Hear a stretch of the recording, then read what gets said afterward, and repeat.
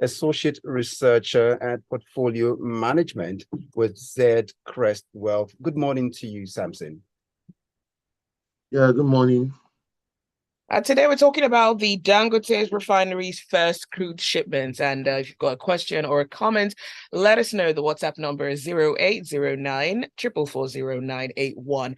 You can also tweet at Smooth981. We're streaming live on YouTube. You can catch that live stream on our YouTube channel. It's Smooth981. Samson, what is the significance of this first crude shipment to the Dangote Refinery? Okay, so thank you for that question. And when you look at it, the significance in several ways. Number one, this marks the beginning of a new era. Is the beginning of something that we have been clamoring for a very long time, and is the beginning of something that is going to like cause a shift, and let's say in the trajectory of the economy of Nigeria. And it's a very, very big one because over time we have been so dependent on importing petroleum. However, in this situation right now, we are now starting to like have a situation in which we can also like have the crude and also refine it from our own space. So this is a very, very big one for us because it's going to like reduce landing cost for us significantly, and we are going to get to a stage in which we are also going to be like a major producer of oil that we might also start to now become a major exporter over time. So this is something that is a very good one for the Nigerian economy. Thank you, Samson, for that. So it looks like the silver bullet we've been waiting for, and that leads us to when the refinery becomes fully operational, what the likely impact will be on Nigeria's foreign exchange reserves, and knowing that it has just taken delivery of 1 million barrel of Agbami crude. Speak to us on this. Okay, so when you look at that, one thing you have to understand is that we have to be able to understand how it works before, and what we usually do before is the fact that we usually export crude and we're going to make like a swap and then get the refined petroleum. And by the time you also look at this, you realize that we still have to incur significant landing costs, and also you have to like incur so many costs in that particular extent. However, in this situation, you are getting the crude from we are not going to like be having that landing cost right now, because what we are just getting right now is that we're sending the crude to Dangote and then is refining it back and is selling it back to us.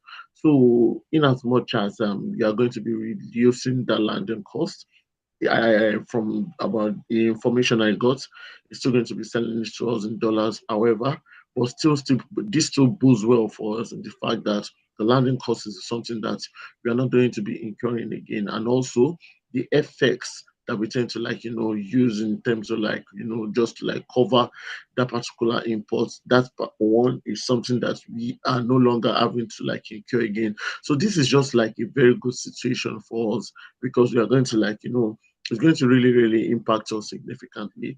We are going to be reducing a lot of costs that we usually like incur. So it's a very good one for the Nigerian economy. All right, speaking about impacts, how will this impact fuel supply?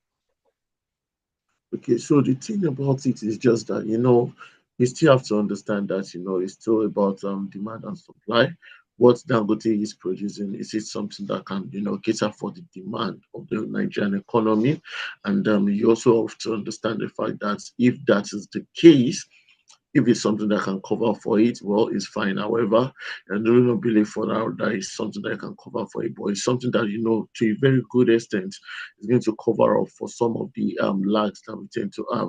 So it's still something that's still a positive news for us, and it's still something that, we're going to have the positive impact from it going forward. That leads us to the role of the NNPCL. There's been this worry if it will be able to meet this obligation to the refinery. So would you say these worries are founded? Okay, well, looking at that, I think one thing we have to understand is that these worries are quite, let's say they are quite valid, because over time now, it's been a very long time since the refinery have been looking for a way. It should have started operation before. It should have been getting like crude into that particular space. However, due to some logistics issues and due to the fact that you're having one or two issues concerning, when the consistency of the government to get all these crude supplies to them. So those are the major issues that caused the delay over time. However, with the start of things right now, I still believe that those fears are still valid. We should find a way out in such a way that we can get the crude to them on a consistent basis. And this is just based on stakeholders, the arrangement that they make, and also the cost implications for it, and how like cost effective it's going to be for them to like get all this crude to them effectively. So from that, I still believe that it depends on the arrangement that the stakeholders make.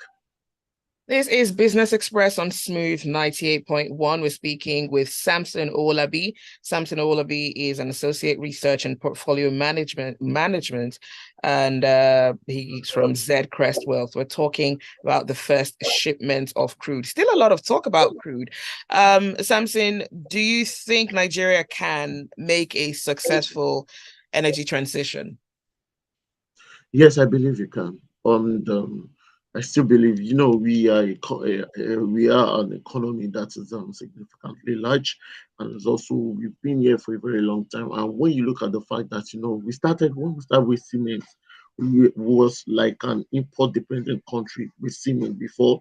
We tend to like import cement over time, and we really didn't like have our own production line. However, over time, Dangote started, producing cement in Nigeria, and we got to a stage that we were able to cover for our own demand. And over time again, we now got to a stage that we started exporting cement throughout the other sub-Saharan African countries.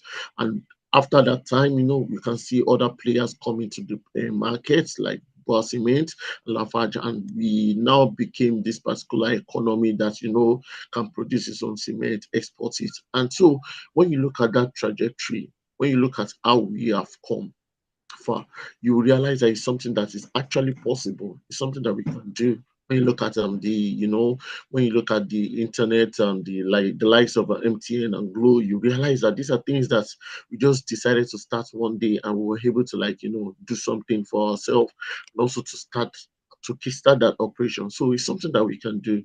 It's just based on the fact that how are we preparing for it.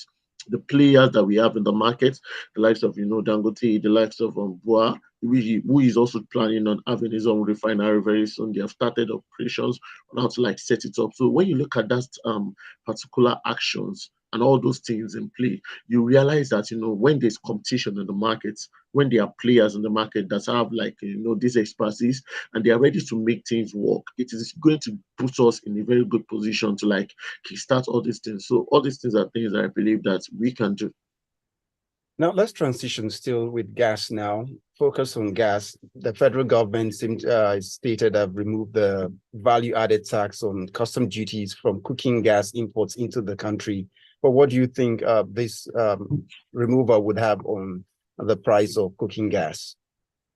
Well, I think this development is something that is still it's still something that we believe that is a positive one, because when you look at gas, we really don't meet up with the demand of people for gas, and Nigeria has not really been able to set up bases and also productive facilities that are going to be able to produce enough to cater for the demand of people in this country. And when you look at the prices of gas these days, it's going up significantly high. So all these are things that I believe that is a positive move that the government is making, just to make sure that we have enough supply on ground, and also to reduce the costs of importation. So I believe this is a very good one. This is something that at least is going to reduce the cost of living on the average Nigerian. Nigeria is supposed to be a gas giant of some sort, but it still imports gas. So what exactly is going on? Okay, so when you look at it, it still all boils down to the fact that we do not have our own refinery, standard and sophisticated refinery, because most of these refineries, especially for the Dangote refinery that we are looking at, is supposed to be it's not just to refine crude, It's also something that is going to like be able to like generate gas also, The gas is more like like a waste that they tend to like refine also. So when you look at these are things that we can actually be making, we can be using one stone to kill two birds. So we really do not have those facilities on ground. However, with the operations of the Dangote refinery now, I believe we are still going to get to that place. So once Dangote refinery starts operations, and we can see that maybe it's been like steady and consistent, we're always going to get to that place in which we'll be able to like produce gas to a very good extent. So that is going to be something that's going to limit the importation of gas. So it's just based on the fact that we do not have the sophisticated instruments and capacity on ground to like be able to do all these things. But we are getting there. It's a positive move, and we are going to get to somewhere very good as time goes on. Well, your tray is almost clear for business this morning, but just one last one as you sum it up for us this morning. Are you optimistic that Nigeria can one day fulfill gas potential? Yes, I believe we can do that. And the major goal that we can look at is the fact that we can always look at how we can bring in private players, private investors, let them work on some of these things. Over time, the government has proven that they might not be able to do that part. So when we let private investors do this thing and we let the forces of demand and supply make set the prices, you realize that we'll be able to we'll be able to do so many good things over time. Look at how SIM started. We started with like 25,000 naira, 30,000 naira just to have a particular SIM card. And here we are today, in which, you can even get it for free. So that is how demand and supply works. So when we have the right players in the market, we'll be able to do something good. All right, let's go on to the messages coming through. Ahmed says it's obvious the landing cost for PMS will reduce with the operation of the Dangote refinery, but it's surprising to hear the group MD of the NNPCL say the refinery will not reduce the cost of petrol in the country. Benga says much as the supply of crude to Dangote refinery is positive, has the country taking a word is missing, I believe, into consideration of the logistics needed to endure the refinery doesn't become a nightmare for those in Lagos. And Yinka Bolu says, for me, every single move by the government in the past week has been on point. The crude supply to cooking gas, VAT removal, and a meeting with the president of Benin, everything is good. And finally, Gilbert says, I would like to take a different opinion from the analyst. Nigeria's transition or proposed transition for now looks hazy or unclear as we speak. Dangote and Bua has not met domestic cement production because the cost of cement is still high compared to the cost in 1976 when we had to import cement. And still on cement, Benga says, please, Dangote is producing cement at what cost? It's too high. Well, that is all the time that we have for Business Express this morning. Thanks for your messages. Thanks for listening. And of course, special thanks to you, Samson Owolabi, for being on the show this morning. Thank you for having me. Have a great day.